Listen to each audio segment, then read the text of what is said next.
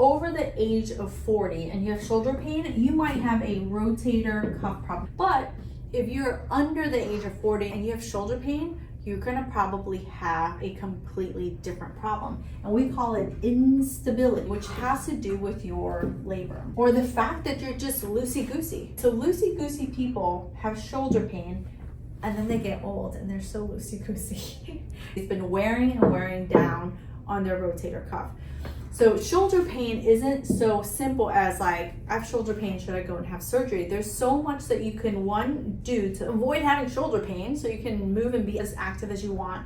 Two, you can avoid things like injections and surgery and avoid that wear and tear onto your shoulder joint. My name is Huang. I'm an occupational therapist and certified hand therapist, and I'll be talking about shoulder pain at my next free workshop here in Doral at my clinic Hands-On Therapy Services. So it doesn't matter your age in terms of, but come and understand what's going on with your shoulder pain. I'm going to talk about these two major differences because it's very important to understand so that you can know how to fix it and fix it for good.